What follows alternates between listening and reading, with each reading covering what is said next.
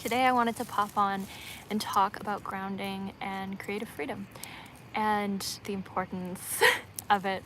So I don't know if many people here experience a whole lot of anxiety, but I can run pretty anxious at times. And I think even if you don't run pretty anxious, it's important to kind of acknowledge as a creative person, because when we start to share our work, unless we're like so confident that everyone's gonna love it, like absolutely there'll be a little bit of anxiety that comes when we're sharing it, because we're really putting ourselves out there. We're saying, hey, look at my art, I hope you like it. And you know, unless we've completely overcome caring what anybody thinks, then yeah, it can be very vulnerable sharing our work. I remember the first time I sang a song that I had written in front of an audience. I was, I believe, 11 or 12 years old, and I liked the song a lot. I was really confident with the song, and I had shown it to a few people, so I had built that confidence. But singing in front of an audience, I was quite nervous. I sang it, my brother accompanied me, and I had the flute. And so just at the very end, it was played really beautiful, but at the very end, I did this little note at the end, and it was a little flat. It went a little flat. And the video is still up on YouTube, but I was like, oh man, it just went a little flat at the end. And I remember looking at that and I was like, ah, it went flat. But it's like totally fine. It was like my first time, and so I ran out of air at the end because I was so nervous. And so when I work with my students for my theater camps, they often get a lot of anxiousness because it's their first time performing. And even me, someone who has performed a lot, I still can be anxious when I perform. So there's a couple things that we can do to help with performance anxiety, but also just like life anxiety, because sometimes we're just riding anxious. So I just came back from doing one thing that I felt was really helpful, is just lying down in the ground. This is really good for like accumulative anxiety that's not really like really related to anything. You're just feeling overwhelmed because the day's a lot, or the accumulative amount of intensity has been too much. So you just go and you ground. And grounding works because it's like we're electricity, right? And when electricity is bouncing around, you put it in the ground, it kind of distributes it, right? So grounding is a really, really good way to help with anxiety. And another really great tool for anxiety is breath work. So one that's very helpful is just breathing in for 4 through your nose, holding it for 4, and breathing out for 4, and holding it for 4. It's just called box breathing, super simple, but it's just a really, really helpful tool for grounding and regulation. And if when you breathe in a color or an energy that you like, so you can have this little thing going in your head. You can say, okay, I'm breathing in the color yellow or the color gold. And then when you hold the color gold, then you let that color gold go through your entire body. And then when you breathe out whatever you're wanting to let go. So, hello Beatrice, good to see you. Hi Beza, good to see you too. So you want to breathe out the color that you're kind of like releasing, like maybe a smoke or something that's clogging you. Maybe it's whatever's heavy, you just breathe it out. Or you can breathe out the color gold and just give that to the world as well. So I find that it's a super simple breathwork technique, but it really helps me. I'm going on my own to see what's going on in your house. Anyway, so 4 in, 4 out. And then another really great way to help with grounding and anxiety, so sticking your hands on the ground, super helpful. Good to see you from India. And then breathing in for 4, holding for 4, breathing out for 4, holding for 4. And then another thing that really helps me with my anxiety, and this is something that I can do that takes like very little time, is something I like to do before a show. Sometimes I forget, but if I let myself do this before a show, it really helps. So I just look all the way to the left, and I hold that gaze until I yawn.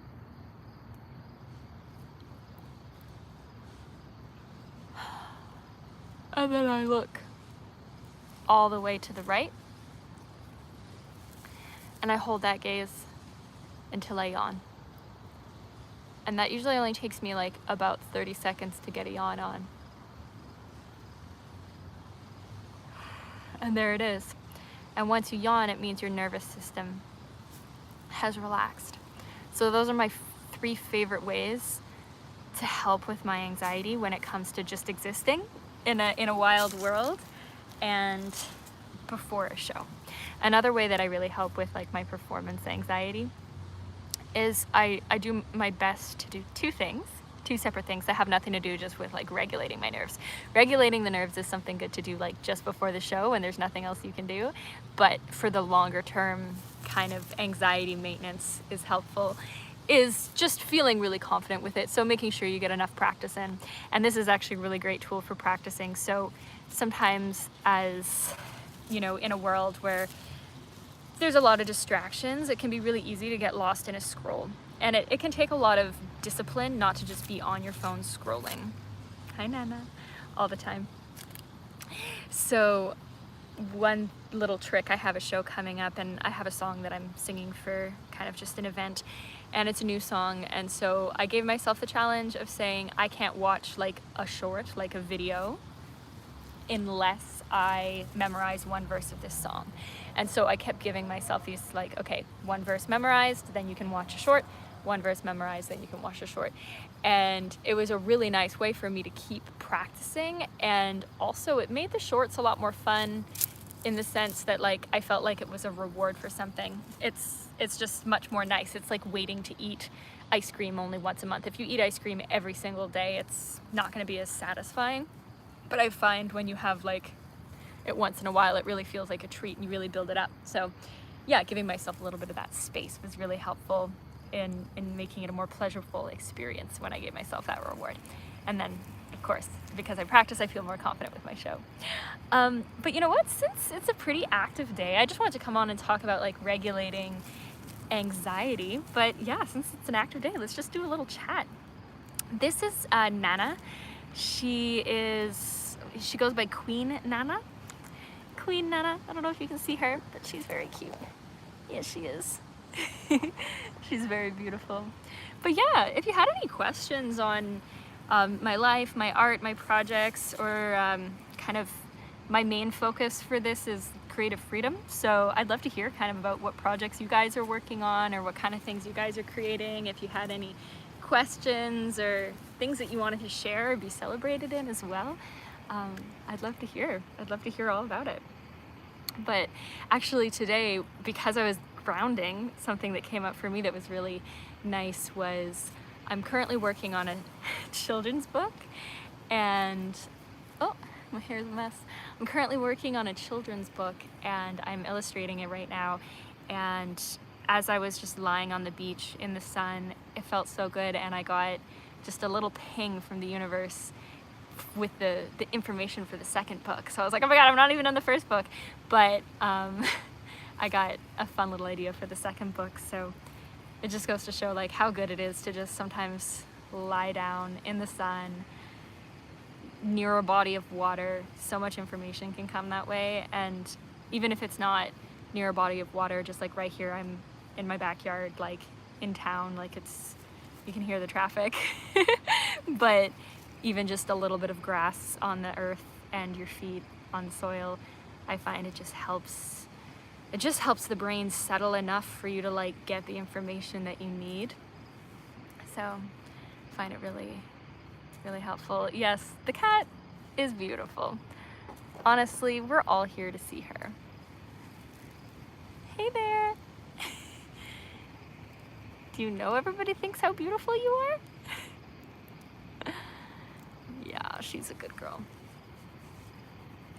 Good to see you. Hello. Kimbo, where are you from?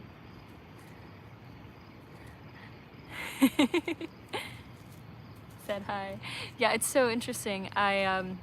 YouTube lives are relatively new for me, so y'all are in on the ground floor. I'm still kind of discovering my flow, so I actually really appreciate this. I'm doing my hi Bentley's world. I'm Wazo's world. That's so cool. We both create worlds. What kind of world do you create? I want to hear all about it. But yeah, so this podcast premise is all about creative freedom. And I'm like inviting different people on. So if there's anybody that you think really inspires you creatively, like, and it can be anything. that they make. Like they can be knitters, they can be painters, they can be construction workers, but they make pretty buildings. Like maybe they make cabinets. I don't know, but people who are really living a life of creativity, I think is so inspiring to me. Hello, Arnel Hernandez, what a beautiful name. I think people who live creative lives are so inspiring to me, and I just feel that when we realize that we're all artists, we start to like live more freely and just live the lives that we want to live, and realize that we can make the world a more beautiful place. You're a winemaker, that's really cool. Hi, Thomas. I have an uncle named Thomas, and a lot of Thomases have been in my world. What do you mean creative lives? What do I mean by creative life? That's a great question. A creative life is just a life where you make things. You make things. You can like throw a party, and that's a creative experience because like a lot of thought goes into it. If you go to a party and the lighting sucks, like that sucks, you know, but you get the decorations, you put the lights, you get the snacks, you know, you created an experience, right? So some people create experiences, and that's living a creative life. You know, creating, like currently right now I'm creating this experience, you know, this is called content creation. I'm creating in that way. I created this. It's nothing wild. It's just like a necklace with some carvings on it. But yeah, a winemaker, that's a creator, you know, they're artists. I've seen a few winemaking channels, super cool. My dad's into making wine, and I like making honey wine, like mead, which is really fun. But yeah, are you red or white? I like mead. I think I lean red just because I find it usually tastes really good. My grandpere used to make dandelion wine, and it was a vibe. Are people working at McDonald's creating food? Yeah, totally. People at McDonald's are technically creating food, and actually there's this person on social media who I've seen their work where they take like just like, you know, candy and stuff, and they like plate it to make it look like a Michelin star restaurant.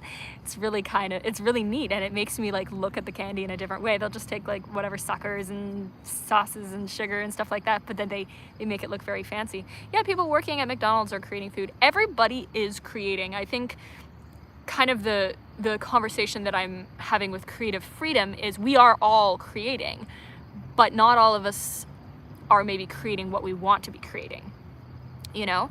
And so we could be creating something, but maybe don't want to create it. So maybe we are working at McDonald's and we love our job, and so we are in creative freedom because we're creating what we want to be creating. We're creating the burger we want to create.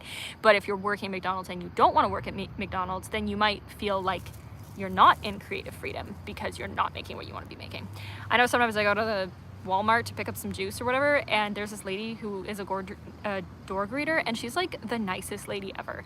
I've like gone to gas stations where I'm like, I think this is your favorite job. Like you just like talking to people and you're kind, and like I feel such warmth. So it's like, yeah, they're probably creating exactly what they want to be creating. But I think creative freedom to me, and thank you for that question because it's a great clarification, and hello Charlene, good to see you too. I think that's such a good clarification to bring up, is like creative freedom is creating what you want to create. We're all creating, but once we become conscious of the fact, am I making what I want to make? Is the question yes or no? If the question is no, then how do I create what I want to create? And I think that's kind of the main point of this, is like, okay, I look at people who are actually creating things that they want to create and say like, how do you have the courage to do that? How do you have the courage to create what you want to create? Because sometimes we say, like for me, for instance, like I want to create a children's book, but maybe I think people will think it's silly, or maybe I think it'll cost too much money, or maybe I don't think I'm a good enough artist, or maybe I think whatever it is, whatever stories I tell myself, that's me getting in the way of my creative freedom. Maybe I don't think I have enough time. Whatever limitations that I have that are preventing me from doing that thing that I want to create, right? And so this is about using the limitations that we have to find our style, but also like seeing if there are some limitations that are just maybe more mental, like a limitation of thinking we're not worth making things that we want to make, right? Because I'm sure there's a bunch of people who are like, I want to make wine, but they have reasons why they can't do it. And then they might meet Thomas, and Thomas will be like, making wine, like, it's easy. All you gotta do is a little sugar, a little yeast, a little grape, and we're ready to go. I don't know, maybe it actually seems quite a bit more complicated than that. But that's my own kind of limitation as well. Like, I always was like, I'm not a baker, I don't like following instructions, right? But it's like, I'm sure I could easily follow an instruction. I've baked things before. But there's all these stories that people have that stop them from making the things that they want. But then what's that thing that finally makes us say, oh, you know what, but I will, you know? And that's something I tell my students all the time, when like they might have a story. They're like, oh, I'm not a good singer. And I'm like, maybe you are, maybe you aren't. But like, you weren't a good walker and you weren't a good talker until you learned. So not being good isn't a good reason not to do something. Red. Yeah, I'm a red there too. But yeah, y'all tell me, what other things are you making? What are the things that you're making these days? What are some other projects? I've been into puppets. My last filmed episode for this was interviewing a puppeteer who I really, really admire. So I would definitely, I'm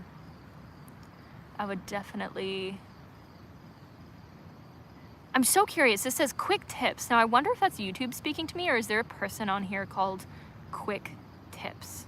Because I'm like, who's the person named Quick Tips, or is this just what I see? But I have students. Can I talk more about that? If you're a person, thank you for the deep questions. If you're YouTube, then interesting. That's just my new, okay, cool. I was like, you have great questions. Honestly, I want to check out your page after because you have such good questions. I'm like, gee, thanks for these engaging questions. And then I was like, is this a person? Because they're so like attentive, but Quick Tips. So it was like, oh, so interesting. And it has a little check mark too. If I have students, okay, but cool. Nice to see you, Quick Tips. As you could tell, I've got the tech skills of maybe someone not my age. And now y'all get a cat butt. So you're a creator.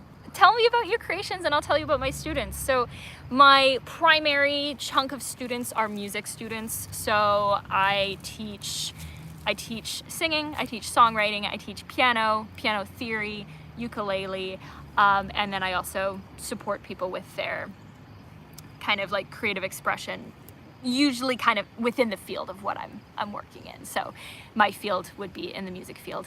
I also write children's musicals, and so I teach theater and things like that as well, and put them on as theater camps. So it's very fun. But my primary student base is I work with adults and kids to teach songwriting, singing, piano, and ukulele are like my main ones.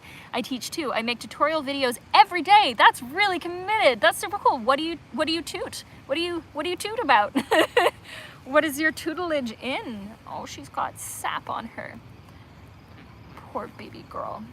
She's just out in the trees getting sap on her feet. Yes, Alex, hello. But yeah, mostly video games. Cool. Video games are challenging. I've played a few. I had a partner who showed me ones that he thought I would like. And one of them was Hollow Knight. And that was really, really beautiful because it was tiny bugs that were like skeleton bugs, maybe dead bugs. I don't know. But it was so beautiful and I loved the music. I think the music in Hollow Knight is some of the most beautiful stuff. And like, if I were to kind of, one of my bigger musical inspirations is Studio Ghibli. I love Studio Ghibli movies, and Hollow Knight, I felt the music in that was reminiscent of a Ghibli film, which I super, super love. And that was kind of one aspect of what I love about creating music. So I actually did a song recently. I'm gonna release it soon. It's called Purple Finch. It's on my SoundCloud, but it's got a very Ghibli vibe, which I really like, but I wanna actually legit release it. But I love just like that landscape textural music that just sounds like it would be like a watercolor painting. So Hollow Knight was great. Tough, I'm not sure what tough you're referring to, but yeah, Hollow Knight was very hard. So that being said, I enjoyed the aesthetic and I liked walking around, but anytime there was much fighting that had to happen, I would just pass that off and not do it myself, because it's practice, you know. It's a lot of dexterity. It's a lot of dexterity. But yeah, creating content every day is very, very dedicated. You know, I would like to get better at that. I'd love to know. You seem like a positive person. Nice to see someone more optimistic.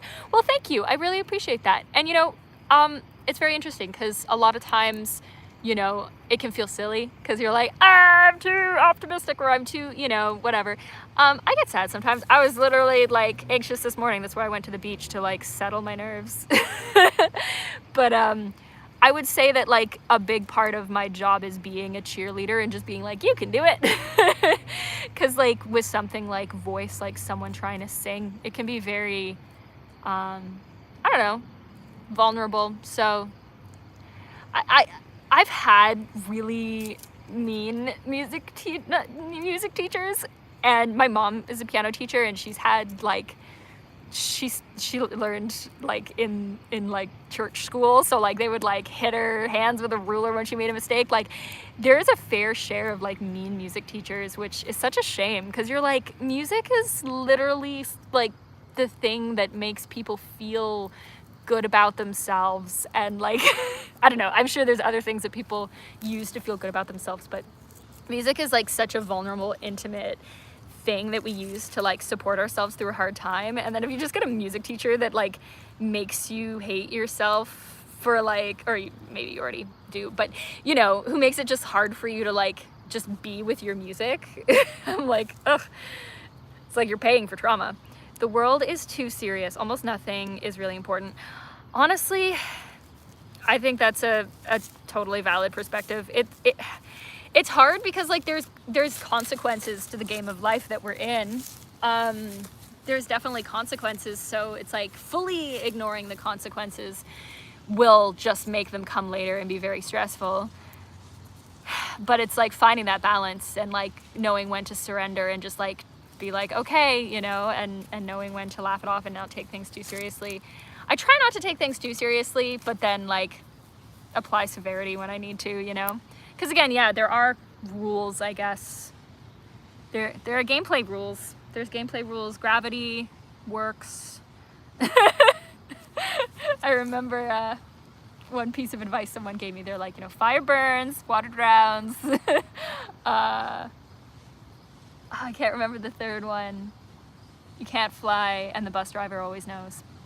But ultimately, I think, you know, there's people who walk on coals and stuff like that. Like, mind over matter. It is really interesting when you start actually like thinking about like the masters of like mind stuff. Like I met someone who just walked across fire coals recently, and she was like, yeah, it was just, you know, you go through this whole day and this whole ceremony and you just do it. And her feet seemed fine. Like they were like, she was barefoot walking around, but it was like the day before she had done it. Her feet were fine. I was like, girl, you just, I should ask her about that. I was like, girl, you just walked across coal. And so it's like, maybe game rules don't apply to coal when you connect to it differently. I don't know. I remember seeing that Harry Potter movie where Harry Potter just kept sticking his hand in the candle, and then I started doing that too. It was like he just sticks his hand through, but if you go fast, it doesn't really burn. But anyway, yeah, the world can be very serious. That's why I like making pretty things. I'd show you some of my pretty things, but I'm outside right now. But honestly, like I feel like all of the things that I like to make are really heavily influenced by like the feelings of being outside. Like I make these animals with like flowers growing out of their hair and stuff. Like I love them. My kids are ready to go home from the park. It was nice talking to you. Thank you. I hope you have a wonderful life too, and have fun with your YouTube channel, and I'll, you know, be sure to give it a little check. I have all your comments here, so it should be easy to find you. Hope you have a beautiful day. Thanks again for the great questions. Very, very nice. It is a great day for a park though. Yeah, it is a good park day. But yeah, so that was my gentle ramble on ways to stop with anxiety. Oh yeah, and number 2. Hello, triple sleep.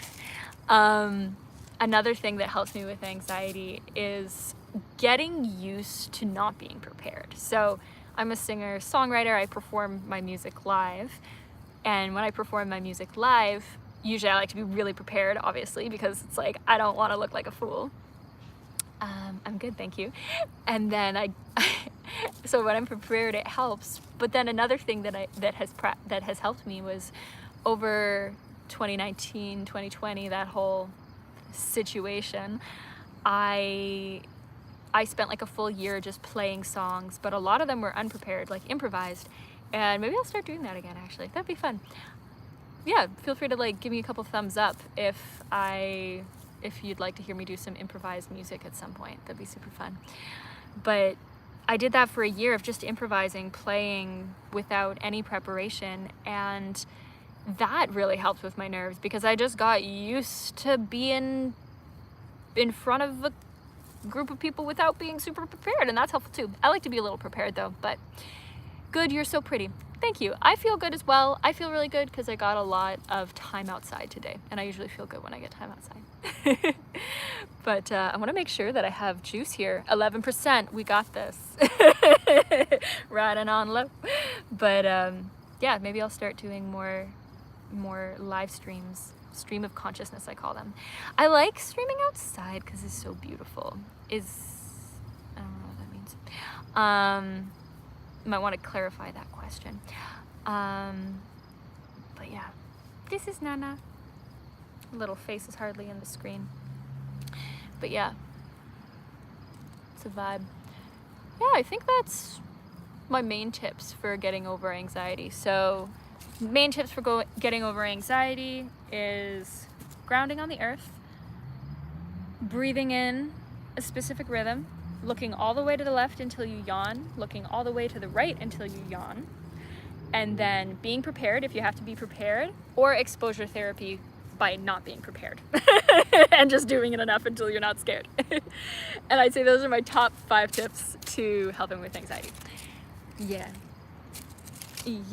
and consistency, just like being consistent can be helpful as well. Ooh. So neat being live. It's a vibe. It's been a long time.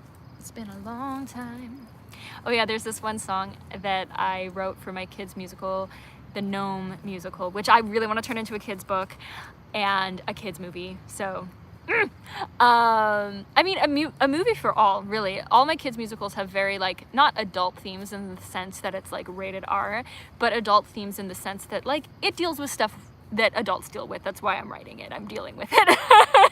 But it's through a very simple lens. So, wow, that's a beautiful seagull.